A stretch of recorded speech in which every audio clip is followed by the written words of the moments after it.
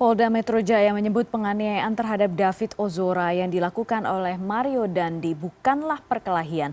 Penganiayaan ini disebut direncanakan secara matang. Bagaimana akhirnya polisi bisa menyimpulkan hal ini, apa dampaknya terhadap perkembangan kasus ini? Kita berbincang dengan narasumber yang bergabung secara virtual, Profesor Hipnu Nugroho, Guru Besar Hukum Pidana Universitas Sudirman. Prof. Hipnu, selamat malam.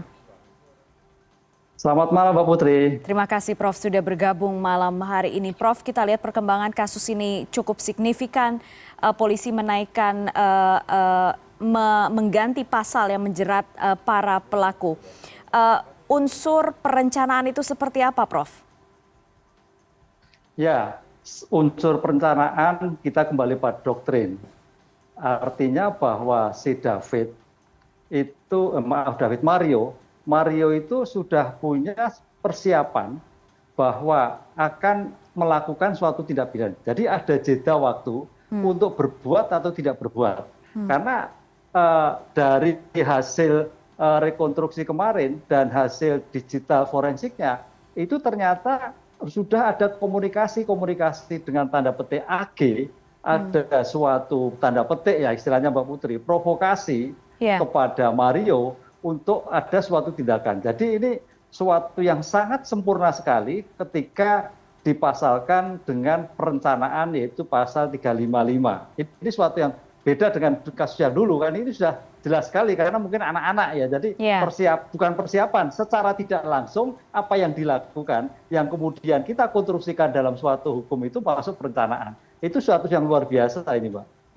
Prof. Hipnu, tapi dari kuasa hukum Shane atau teman Mario yang terlibat di kasus ini mengatakan sebenarnya Shane tidak mengikuti perencanaan itu, hanya mengikuti keinginan Mario. Anda apakah melihat ada relasi kuasa juga di sini? Karena takut kepada Mario itu? Kalau dilihat relasi kuasa, ya kan tampaknya Mario itu orangnya kuat. Dan dari hasil pemeriksaan pun terlihat bahwa apa yang disampaikan pun tidak takut adanya suatu kematian. Artinya apa yang disampaikan ini ada korelasi dengan Shane yang mau tidak mau Shane mengikuti apa yang dilakukan oleh Mario. Itu Mbak, ini kan namanya bicara suatu konstruksi perkara itu kan tidak 1+1, tapi suatu persepsi, suatu pemikiran yang lebih luas yang dikonstruksikan dengan perbuatan sebelumnya. Sehingga terjadilah adanya suatu kesepakatan bersama, ada kebersamaan yang mungkin pasal 56 membantu Mario untuk melakukan suatu tindak pidana. Dan tindak pidana ini kalau kita lihat kan itu... Ya, Prof. Hipnu.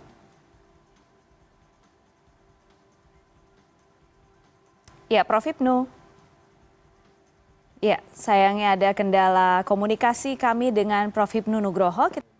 Dan kami sudah tersambung kembali dengan Prof. Hipnu Nugroho, Guru Besar Hukum Pidana Universitas Sudirman. Prof. Hipnu, selamat malam. Selamat malam, Mbak Putri. Iya, terima kasih sudah bergabung kembali. Prof, untuk konstruksi kasus ini itu agak sedikit kompleks karena melibatkan anak di sini. Statusnya juga sudah dinaikkan, AG menjadi anak yang berkonflik dengan hukum. Bagaimana sebaiknya publik kemudian juga para penegak hukum betul-betul menempatkan penanganan ini secara proporsional sesuai dengan undang-undang, Prof? Ya, ada dua kompetensi, Mbak Putri. Kompetensi yang pertama adalah bahwa Mario dan Shane itu adalah sudah dewasa. Sehingga ini betul-betul bisa dilakukan dengan peradilan umum. Kan itu. Karena umurnya adalah di atas 8 tahun. Tapi terhadap Agnes, Agnes ini baru 15 tahun. Kompetensinya adalah pada peradilan anak. Sehingga dalam peradilan anak ini kita harus mencerminkan hati-hati sekali bagaimana ketika menyelesaikan kasus tersebut tidak menjadikan trauma, tidak menjadikan suatu beban psikis. Karena spirit dalam undang-undang peradilan anak itu adalah mendudukkan anak itu tanda petik sebagai malaikat kecil, gitu Mbak. Sehingga betul-betul tidak bersalah, tapi mampu memberikan suatu informasi. Karena dalam ilmu hukum itu siapapun tidak kenal anak atau tidak anak harus bertanggung jawab atas perbuatan yang dilakukan. Itu Mbak Putri. Oleh karena itu PR bagi kita semua penegak hukum untuk meletakkan bagaimana Agnes ini sebagai anak yang berkonflik hukum, tapi betul-betul meletakkan sebagai anak dengan spirit pengungkapan perkara tidak boleh terabaikan sedikit pun dalam perkara yang bersangkutan. Karena ini, ya begitu Mbak Putri. Ya, jadi tetap konstruksi hukumnya tetap ditunjukkan, sekalipun ada status anak di sini gitu ya, Prof ya, kurang lebih ya?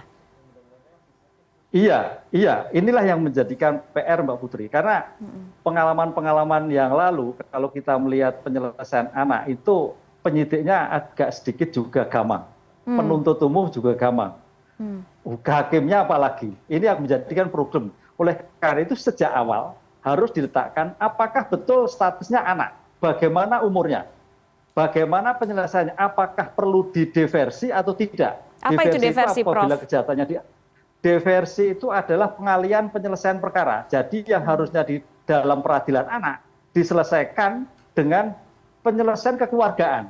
Itu loh Pak. Jadi kalau teorinya itu berbasis pada mediasi penal. Ada suatu perbuatan tapi diselesaikan kekeluargaan. Karena ini masih anak. Ancamannya adalah ketika dalam undang-undang anak itu di bawah 7 tahun. Pertanyaannya, Agnes ini adalah diancam di atas 7 tahun.